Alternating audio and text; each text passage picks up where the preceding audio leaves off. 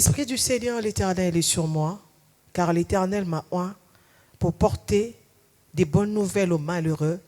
Il m'a envoyé pour guérir ceux qui ont le cœur brisé, pour proclamer aux captifs la liberté et aux prisonniers la délivrance. Eh bien, bienvenue à notre émission autour de la parole. Aujourd'hui, un cœur brisé sera restauré dans le nom de notre Seigneur Jésus-Christ. Mais à travers quoi? À travers la parole de Dieu inspirée. Et nous avons cet instrument que l'Éternel utilise à chaque fois que nous sommes avec vous. Eh bien, c'est l'apôtre Israël Monga. Bienvenue, papa. Merci, merci. Soyez bénis. En forme.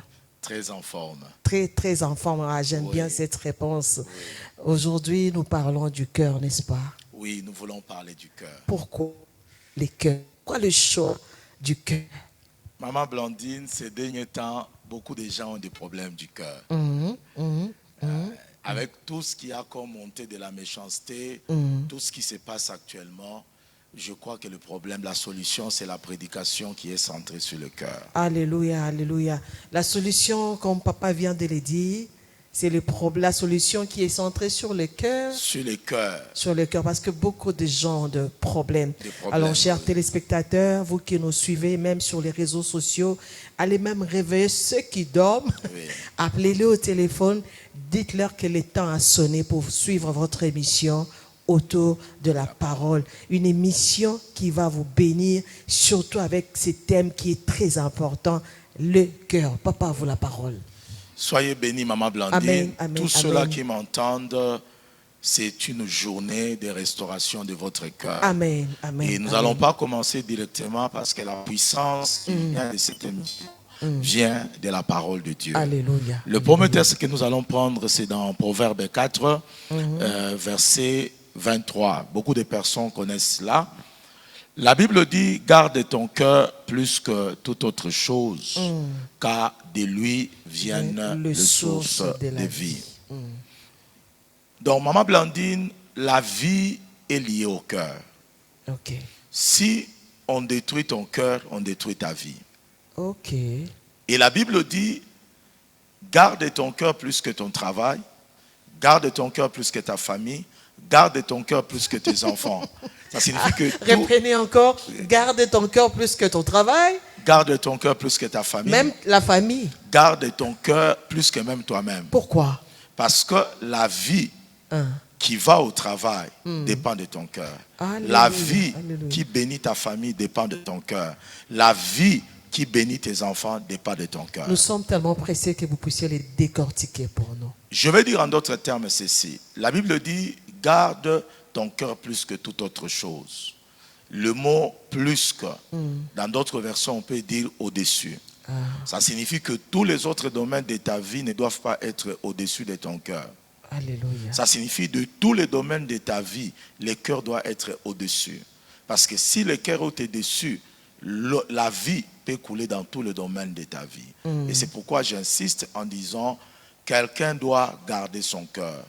Tu as perdu un membre de ta famille, tu as connu des problèmes, tu as été trahi, tu as été rejeté. Garde ton cœur. Garde ton cœur. Tu as connu des problèmes dans la famille, tu as été rejeté. L'apôtre Israël Monga nous demande de garder son cœur. Est-ce que c'est facile de garder ses cœurs? Oui, Maman Blandine, ce n'est pas facile de garder les cœurs, mais moi je crois que la première des choses qui apporte le salut dans la vie de quelqu'un, tout commence au niveau du cœur et cela se termine au niveau de la bouche. Papa, est-ce que vous savez qu'il y a des situations qui nous empêchent de garder notre cœur plus que toute autre chose? Exactement. Qu'est-ce que je peux dire en termes simples? Le cœur, c'est un organe vital. Parce que nous devons faire la différence entre le cœur biologique ou anatomique et le cœur spirituel. Très important. À chaque fois que la Bible parle du cœur spirituel, la Bible se réfère au cœur anatomique. Regardez lorsque Dieu crée une personne, Maman Blandine, Dieu n'a pas créé une personne de manière à voir son cœur. Ça, c'est la première des choses. Ça signifie que Dieu cache les cœurs. Alléluia. Ça signifie que Dieu a l'intention que tout ce qui se passe dans le cœur ne soit pas vu ni par le diable, ni par tes voisins, ni par tes camarades. Est-ce qu'il y a une raison à cela? Voilà. La deuxième des choses, je vais y arriver. Non seulement que Dieu a caché les cœurs pour que les gens ne le voient pas lorsque les gens marchent, Dieu a placé le cœur autour de côtes. Ici, il y en a 12. Là, c'est un médecin qui est en train de parler. Là-bas, il y en a 12 et ça protège les cœurs. Et médicalement parlant, on appelle cette structure-là la cage thoracique. Ça signifie que c'est comme si vous prenez un chien, vous mettez dans une cage. Donc le chien est là pour le protéger. Le protéger contre les agressions. Ça signifie, Dieu met le cœur à un endroit là où les gens ne voient pas. Et puis 2, là où les gens ne voient pas, Dieu le sécurise dans une cage qu'on appelle la cage thoracique. Alléluia. Papa, je voudrais qu'on s'arrête un peu là. Oui. Si on peut encore récapituler, je voudrais dire à nos téléspectateurs que c'est très important ce que nous sommes en train de suivre pour le moment. Du point de vue physique, Dieu a fait que notre cœur soit vraiment caché. Bien protégé par 12 côtes. 12 côtes. Je te demande aussi de bien protéger ton cœur. Papa, on y va. Alors, au milieu de 12 côtes à gauche et à droite, il y a un os dur qu'on appelle le sternum. Il vient encore ajouter un os dur. En sorte que si quelqu'un te donne un coup sur la poitrine, cela ne touche pas directement à ton cœur. Alléluia. Parce que lorsqu'il est au milieu, qui relie les 12 côtes au-dessus, on appelle le sternum. Et lorsque tu reçois un coup, ou un joueur reçoit un ballon, ou un boxeur reçoit un coup, on ne touche pas directement au cœur. Mais qu'est-ce qui fait que nous recevons des coups qui touchent à ces cœurs? Ça signifie que si anatomiquement, si charnellement, Dieu place un cœur qu'on ne sait pas voir et de l'autre côté, à l'intérieur, il met tout un mécanisme pour le protéger, pour que le cœur ne soit pas touché directement. Cela nous projette au cœur spirituel, là où il dit « garde ton cœur plus que toute autre chose ». Ça signifie « mets des mécanismes qui ne permettront pas à quelqu'un de toucher ton cœur ». C'est pourquoi je peux dire à ceux-là qui m'entendent, ne permets à personne de jouer avec ton cœur. Alléluia. Ne permets à personne de toucher à ton cœur. Le cœur doit être protégé. Papa, c'est vrai. Je ne peux pas permettre à ces maris qui me fait souffrir de toucher mon cœur. Exactement. Je ne peux pas permettre à cette belle famille, je ne peux pas permettre à mes frères de toucher mon cœur. Mais il y a aussi ceux-là qui se permettent de briser les cœurs d'autrui. Oui, mais cela c'est lié à l'ignorance. Si je peux dire en d'autres termes, tu dois mettre le bouclier de la foi sur ton cœur. Ça signifie n'utilise pas la foi comme la capacité de recevoir, mais utilise la foi comme la capacité de résister au choc de la vie. Voilà. Parce que, si nous entrons en profondeur, la foi vient des Juifs. Comme la Bible dit, le salut vient des Juifs. C'est Jésus qui lui-même a dit. Vos pères ont adoré, mais le salut vient des Juifs. Ça signifie, si le salut vient des Juifs, la manière de saisir le salut, c'est pas la foi. Parce que Éphésiens dit, nous sommes sauvés par la grâce au moyen de la foi. Ça signifie que nous sommes sauvés par la grâce au moyen de la foi. La foi devient le moyen qui nous permet de saisir le salut. Ça signifie c'est quel type de foi. Ici, la foi, nous l'utilisons selon Éphésiens 6. La Bible déclare, prenez par-dessus tout les boucliers de la foi. Mais le terme bouclier vient du terme hébreu qui signifie magen. Et le terme magen, qui signifie le bouclier, tire sa racine du terme qui signifie Emouna. Et Emouna signifie la foi juive. Les Juifs ne voient pas la foi comme la capacité de recevoir. Les Juifs comprennent la foi, la capacité d'être protégés. Et ce qui fait que le mot Emouna signifie la protection. Ça signifie le bouclier. Et ce qui fait qu'en d'autres termes, dans la pensée juive, avant de te battre, avant d'attaquer ton ennemi, rassure-toi si tu as une meilleure protection. Alléluia, alléluia. Et cette meilleure protection, c'est la foi. C'est ça la foi, le bouclier. Ça signifie si tu veux faire un ministère, attaquer le diable, rassure-toi si tu es capable de protéger ton cœur. Parce que lorsque Satan reviendra, tu risquerais même d'abandonner le ministère. Si tu veux te marier, rassure-toi si tu as la capacité de gérer ton cœur. Il y a des choses qui exigent un cœur solide. Le mariage exige un cœur solide. Le ministère exige un cœur solide. Papa, parlez-nous encore un peu de ces cœurs. Est-ce qu'il y a différents niveaux des cœurs? Est-ce qu'il y a différentes qualités des cœurs? Ou bien tous avons les mêmes cœurs? Parce qu'il y a ceux-là qui font juste un AVC parce qu'il a appris qu'on l'a révoqué du travail. Ça, ce sont des païens. Ok. Les gens qui ne connaissent pas Christ. Je peux le démontrer, c'est là que monsieur, soyez bénis. Amen. Un Amen. chrétien ne peut pas être déprimé. S'il est déprimé, ça signifie qu'il s'est laissé déprimer. Nous avons tout à nous pour résister à tous les traits enflammés du diable. Paul dit, prenez par-dessous les boucliers. Tu peux avoir un bouclier sans l'utiliser. Ok. Sans l'utiliser. Tu peux avoir une arme sans l'utiliser. Et ce qui fait que j'appelle ça une attitude passive. La Bible n'a jamais dit que nous n'aurons pas de malheur. La Bible dit le malheur atteint souvent le juste, mais Dieu en délivre toujours. Et c'est ce qu'il est écrit. Ça signifie que vous serez dans un monde là où on vous combattra. La Bible dit ceux-là qui veulent vivre pieusement en Jésus seront persécutés. Alléluia. Ça signifie Dieu ne s'étonne pas du mal. Dieu ne s'étonne pas du monde. Mais Dieu s'étonne qu'il n'y a personne qui intercède. Dieu est étonné de ce que personne n'utilise le bouclier. Écoutez-moi, il m'est arrivé de déprimer. Mais lorsque Dieu m'a fait comprendre qu'un chrétien a tous les armes pour briser la dépression. Je vais expliquer la différence. Papa, oui. Excusez-moi de vous interrompre. Oui. L'homme qui vous parle, il vient de le dire maintenant qu'il lui est arrivé de faire quoi? De déprimer. Parce que souvent, on croit que vous êtes des extraterrestres, papa. Alors, je crois que votre exemple nous servira vraiment beaucoup. Ça va encore nous fortifier. J'ai connu la délivrance du cœur, j'ai connu la restauration du cœur. Et j'ai maîtrisé les principes actifs pour l'appliquer et enseigner aux autres. Écoutez-moi très bien. Il y a la différence entre le cœur d'un païen et le cœur d'un chrétien. Le cœur d'un païen, c'est un cœur vide. Le cœur d'un chrétien, c'est un sanctuaire de Dieu. Ok. Je vais expliquer ça. J'ai dit tout à l'heure, pour mieux comprendre le cœur spirituel, il faut maîtriser le cœur anatomique et les principes qui ont amené Dieu à créer ces cœurs-là. Je vais l'expliquer. Lorsque Dieu a créé le cœur, il n'a pas créé le cœur de manière à rester vide. Il a créé le cœur pour être habité par lui. J'explique. Naturellement, Dieu a créé un cœur, il a placé à un endroit là où les gens ne voient pas. Ça signifie que Dieu considère que c'est l'organe de l'intimité avec lui. Alléluia. Je commence à expliquer ce principe. Ça signifie, lorsque les gens doivent entrer en intimité, ils ne les font pas la porte ouverte ou la chambre ouverte. Ça signifie, ils le font de manière cachée.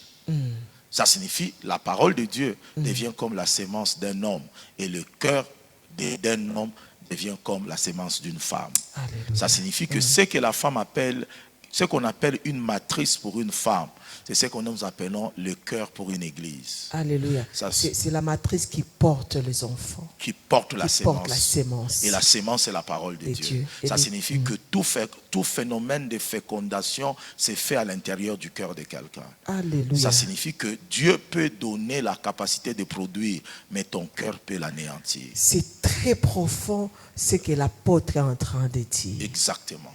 Les cœurs. Voilà. Dieu peut donner, mais c'est le tas de cœurs qui l'anéantit. Alors pour cette année 2025, je ne voudrais pas que l'état de votre cœur vous empêche à toucher aux bénédictions, à saisir ce que Dieu a prévu. Ça signifie que c'est un organe d'intimité. Oui. Lorsque Dieu entre en intimité avec toi, il cache cet organe. Et je l'ai expliqué encore. Ceux-là qui m'entendent, soyez bénis. Amen. J'ai dit ceci, que Jacob avait 12 enfants. Mais le troisième s'appelait Lévi. Et le chiffre 3, c'est le chiffre de la vie. Et lorsque Lévi est né, sa mère a dit, cette fois-ci, mon mari s'attachera à moi. C'est pourquoi Lévi s'appelle attaché. Mais le mot Lévi a un sens plus profond que vous pouvez l'imaginer. Lévi n'est pas seulement une personne, mais Lévi, son nom vient de l'abréviation qui signifie lève. Ça signifie à Lévi, lorsqu'on enlève un iota, la lettre I, on reste avec lève. Et lève signifie en hébreu les cœurs. Ok. Ça ok, signifie, ok. si Lévi signifie s'attacher et que lève signifie le cœur, Dieu ne donne pas le nom à quelqu'un, mais il montre les principes par lesquels la tribu de Lévi doit s'attacher à Dieu. Ça signifie que Alléluia. ce n'est pas le cœur qu'un homme s'attache à Dieu. Ça signifie chaque fois que le cœur connaît des chocs, la communion avec Dieu devient difficile. Très important ce que vous êtes en train de dire. Exactement. Lorsque le cœur connaît des chocs, c'est difficile que ce cœur s'attache à Dieu. Exactement. Ce cœur deviendra un cœur de condamnation. Seigneur, pourquoi tu as permis? Seigneur, pourquoi moi ma vie est comme ça? Pourquoi je dois toujours connaître la souffrance? Et lorsque le cœur est touché, même à l'église on ne vient pas, même la Bible on ne la lit pas. Ce qui fait que ce n'est pas le cœur qu'on s'attache à Dieu. Lévi signifie s'attacher, lève signifie le cœur. Ça signifie que pourquoi Dieu veut que l'intimité soit au niveau du cœur, l'attachement soit au niveau du cœur, parce que le cœur est le sanctuaire de Dieu. Alléluia. Je vais encore expliquer. Ceux-là qui me suivent, soyez bénis, j'explique très lentement. Amen. J'ai dit tout à l'heure, vous devez vous inspirer du cœur anatomique, physiologique pour comprendre le cœur spirituel. Parce que l'homme a besoin de comprendre d'abord ce qui est naturel. J'explique encore. Le cœur est caché parce que c'est l'organe d'intimité. Mais pourquoi il est protégé là où les gens ne le voient pas? Ça signifie que même si tu ne le vois pas et que tu essaies de le toucher, Dieu a mis la protection. Vous conviendrez avec moi, ceux-là qui sont des médecins, je l'ai toujours expliqué. Du côté gauche, il a mis 12 côtes. De l'autre côté, il a mis 12 côtes. Le cœur lui-même, qu'on protège, il a 4 parties.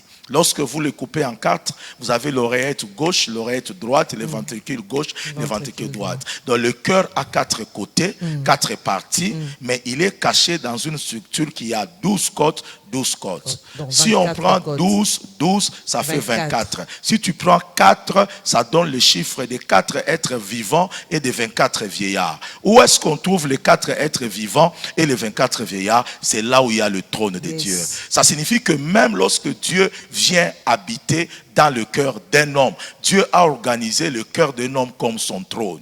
De la même manière, il y a 4 êtres vivants, le cœur a 4 côtés. De la même manière, il y a 24 vieillards, le cœur est protégé par 4 côtés. Les cœurs est le trône de Dieu, chers téléspectateurs, vous qui nous suivez. J'espère que vous nous suivez vraiment attentivement. Exactement. C'est une leçon là, c'est un enseignement. Exactement. Ça signifie que si Dieu, le cœur devient le sanctuaire de Dieu, nous ne sommes pas sauvés en fonction de nos dénominations. Nous ne sommes pas sauvés parce qu'on a écrit les noms de notre église. L'église ne sauve pas. La première et la grande église, c'est ton cœur. Alléluia. Tu peux être dans n'importe quelle église. Tu ne seras pas sauvé en fonction de l'église, mais tu seras sauvé en fonction du sanctuaire. De ton pasteur. Voilà, du sanctuaire qui est ton cœur. Ton cœur. Et c'est pourquoi il est écrit, garde ton cœur plus que tout ce que tu as. Alors ce matin, il faut que le cœur soit sauvé, papa. Alléluia. Il faut que le cœur soit sauvé. Je veux à l'église en veillant sur mon cœur. Yes. J'ai des relations dans l'église en veillant sur mon cœur. Je prie en veillant sur mon cœur. Je chasse les démons en veillant sur mon cœur. Je prêche en veillant sur mon cœur. Prêcher, chasser les démons, prophétiser. Il les a dit, je ne vous ai jamais connus. Ce n'est pas parce que nous faisons que le Seigneur nous qualifie. C'est le cœur qui fait ces choses-là qui permet à Dieu de nous qualifier par rapport à ces choses. Alors, papa, pendant que vous êtes en train de parler, oui. Nous nous trouvons maintenant dans un hôpital. Oui. Il y a ceux-là qui sont venus pour la prévention. Oui. Nous avons un côté préventif. Oui. Et nous avons aussi un côté traitement. Oui. Alors, pour ceux-là qui veulent préserver leur cœur, oui. Qu'est-ce que vous donnez comme notice? Comme notice, waouh. La première des choses, nous devons comprendre quels sont les éléments de la parole de Dieu que le Seigneur nous a donnés pour protéger le cœur. Okay. Mais il n'y a pas un bon traitement si nous ne maîtrisons pas quelle est la fonction de cet organe. Ça signifie en d'autres termes pourquoi c'est tellement important de protéger le cœur. Nous rentrons encore. Là, nous sommes du côté préventif. Voilà, dans la manière dont le cœur fonctionne. Dieu l'a caché, Dieu l'a protégé, et cet organe est lié à la vie. Ça signifie que la vie que reçoivent tous les organes du corps, inclut même la tête, ça vient du cœur. Ah, ok. Ça signifie que le cœur pompe le sang et le sang est porteur de la vie dans tous les organes. Si je prends un chien, je le mets là et j'attache très fort sa queue. Après 3 jours, cette queue va tomber parce que la partie là où ça tombe, ça pourrit, c'est la partie où la vie n'est pas arrivée. Ça signifie en d'autres termes, toucher le cœur de quelqu'un, c'est empêcher la vie de Dieu de se répandre partout. Et je les ramène sur le cœur spirituel. Qu'est-ce que c'est le cœur spirituel? L'homme a 3 parties. L'homme a l'esprit, l'homme a l'âme et l'homme a le corps.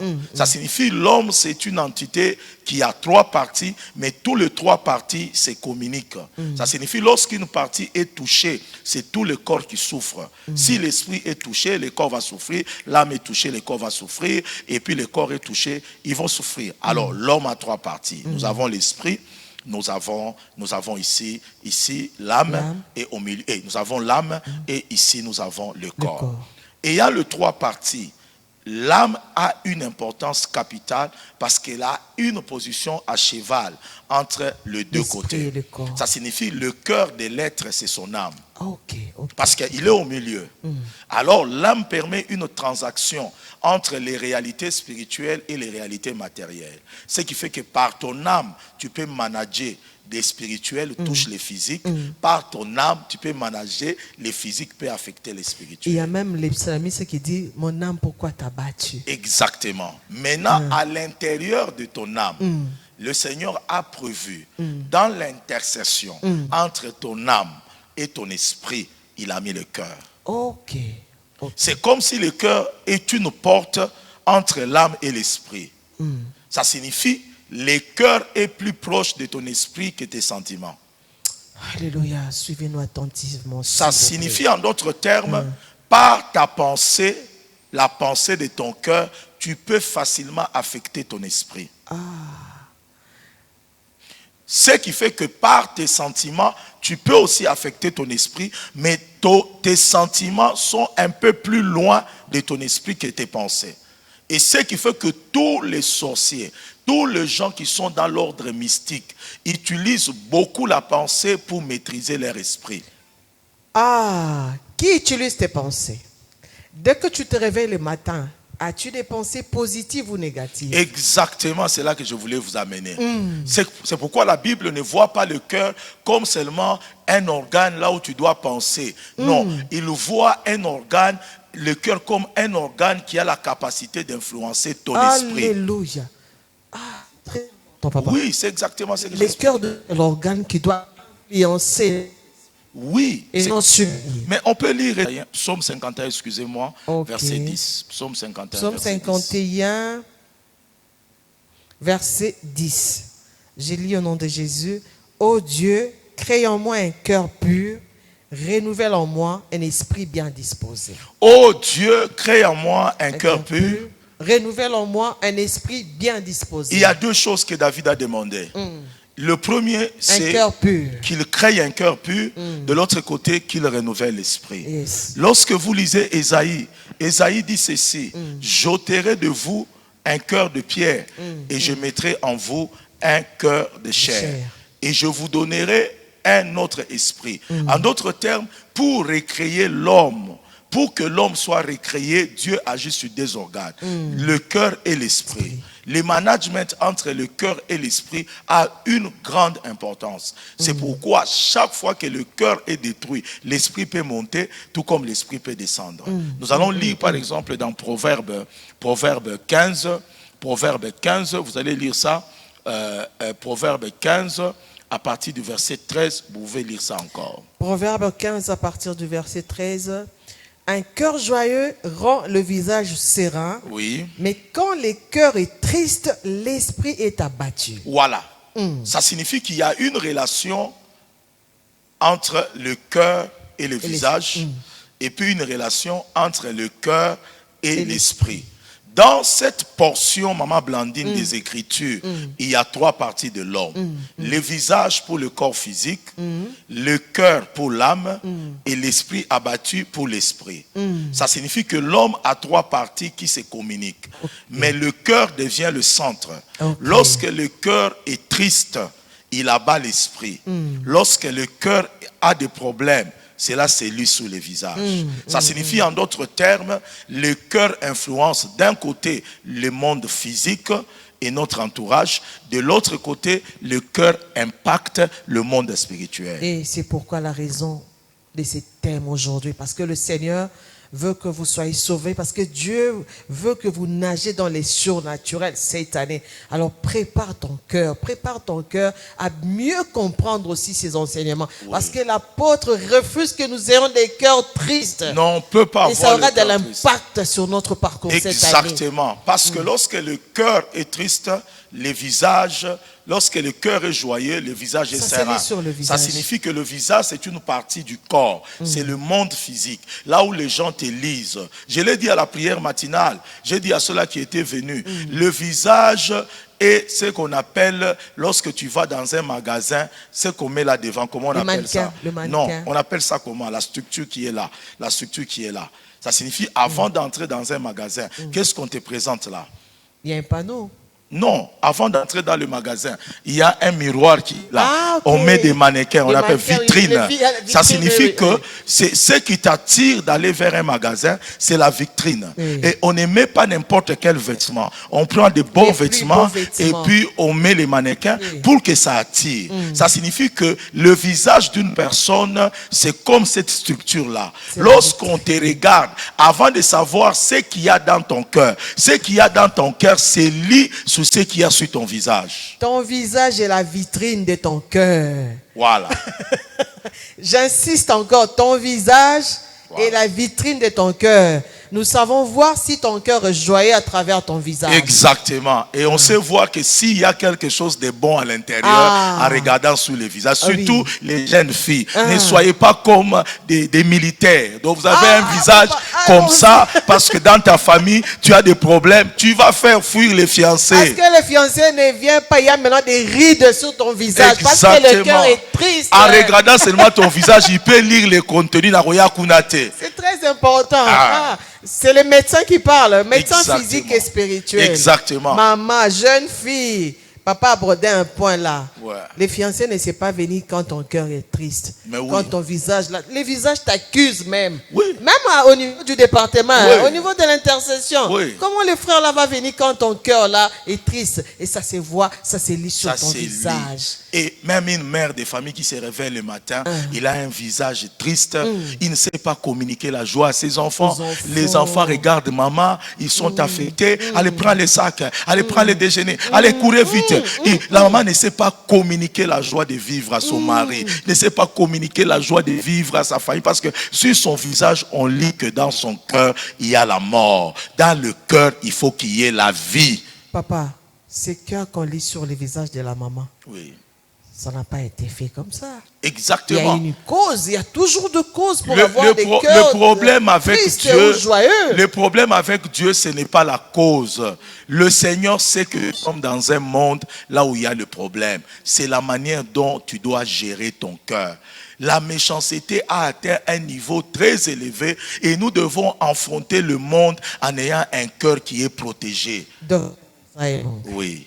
Aujourd'hui, permettez-moi de vous appeler docteur. Oui. Nous quittons du côté préventif. Nous venons maintenant du côté malade. Oui. Beaucoup de cœurs sont malades aujourd'hui. Oui. Ce n'est pas parce qu'on veut que ces cœurs soient malades, mais c'est parce qu'on subit des injustices, on subit des problèmes. Exactement. Nous avons un côté coupable et un côté victime. Ok. Nous venons d'abord chez le médecin. Nous venons en tant que victimes d'abord. Oui. Nous avons connu des chocs, des blessures. Et, cher médecin, vous nous demandez la foi pour garder notre cœur. Mais comment garderai-je mon cœur pur quand je vois tous ces problèmes que je traverse? Quand je dois pleurer pour des enfants qui ne viennent pas? Quand je dois subir des injustices au niveau du travail, quand je dois verser chaque nuit des larmes parce que je suis violée dans ma famille, Oui. quand je dois chercher du travail, sortir les matins, je n'arrive pas à nourrir mes enfants, Oui. le cœur est malade. Oui. Cher docteur, comment est-ce que je vais garder ces cœurs La plus pr- que toute autre chose? La première des choses, il y a toujours une solution. Ok. Dans le livre de Matthieu, la Bible dit, ne vous inquiétez ni pour votre vie, un, ni de ce que vous allez manger, Alléluia. deux, ni de ce que vous allez vous habiller, trois, regardez, les oiseaux ne Du sèment ciel, ni ne ni ne moissonnent. moissonnent. Qui les nourrit? Moi, Dieu. C'est dans le livre de Matthieu 6. Oui, Matthieu 6. Regardez les Vers la plantes fin. qui sont là. Le soir, le fleur fane. Et le matin très tôt, vous voyez une autre fleur. Même Salomon, dans sa grandeur, n'a pas été vêtu comme les fleurs.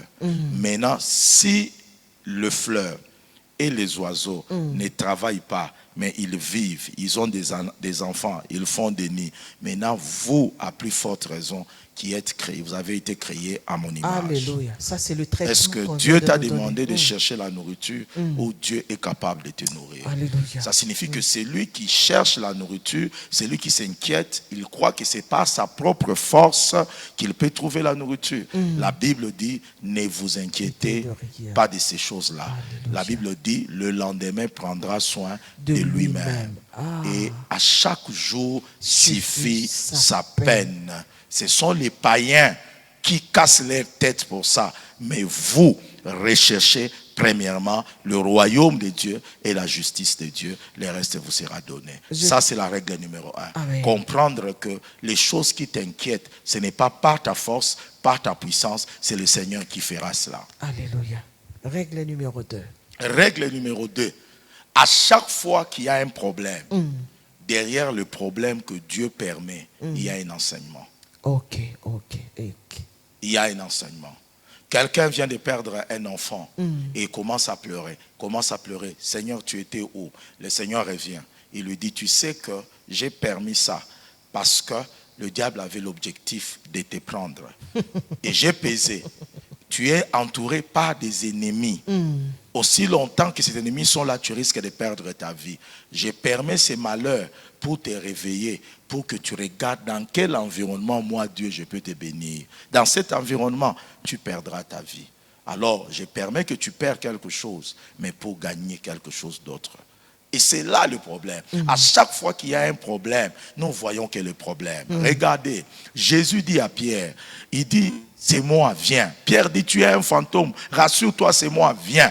Pierre commence à marcher, À un certain moment, il enlève le regard sur Jésus, il commence à regarder à la tempête. Au lieu de regarder vers Jésus, et il a commencé à s'enfoncer.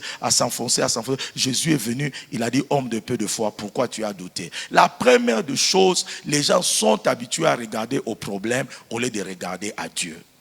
Et les problèmes fragilisent les cœurs. Exactement.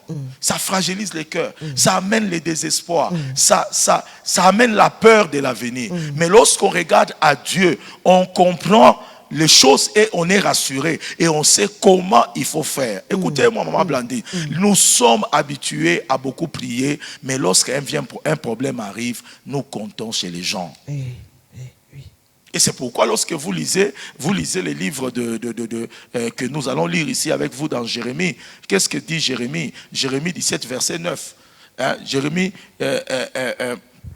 17, je crois le verset dit, maudit soit celui qui met sa confiance à un homme. On peut nous le projeter. Maudit soit celui qui met sa confiance dans un homme. Ça signifie en d'autres termes, le Seigneur veut parfois les moments difficiles arriver pour que nous puissions nous appuyer sur lui. Et c'est pourquoi le cœur a d'abord besoin de s'appuyer sur le Seigneur. Alléluia. David dit, heureux ceux qui s'appuient sur le Seigneur, ils trouvent dans leur cœur les chemins tout tracés. Lorsqu'ils traversent la vallée des Baca, la vallée des pleurs, ils la transforment. D'abord, ils ne traversent pas la vallée. Dieu ne négocie pas sous la vallée. la vallée sera là. Mais Dieu sait que si nous nous appuyons sur lui, cette vallée peut être transformée en un oasis. Papa, j'aimerais que vous donniez l'exemple à ceux-là qui sont en train de nous suivre, toujours par rapport au cœur. Oui. Regardez un homme comme Abraham, Oui. qui a eu l'enfant dans sa vieillesse. Exactement. Mais après, Dieu lui demande de lui offrir. Est-ce qu'il avait pleuré? Non, il n'avait pas peur. Il a donné à Dieu cet enfant parce qu'il savait qu'il avait la capacité de les ressusciter. Il pouvait être triste, non? Oui, il pouvait être triste. Chers téléspectateurs, vous n'avez qu'un seul enfant et Dieu vous le demande. Oui, Que feriez-vous aujourd'hui? oui, Est-ce que vous donnerez cet enfant à Dieu? exactement. Vous seriez triste, non? Exactement. Mais je n'ai pas lu dans la Bible où nous avons vu que cet homme était devenu triste. Exactement. Il a fait et il est devenu le père de la foi. Si je peux dire encore, le cœur est stratégique, Maman Blondie. Oui. Personne ne peut arriver à aller loin sans le cœur. Je vais donner un exemple. Anatomiquement, nous comparons les cœurs spirituels à la tête. Parce que au cœur est liée la pensée. C'est pas la tête que nous pensons. Ça signifie, c'est comme si la pensée vient se greffer sur le cerveau. Et lorsque vous regardez une personne anatomiquement, une femme qui est enceinte, Dieu n'a pas prévu que l'enfant sorte par les pieds, ce qui est normal.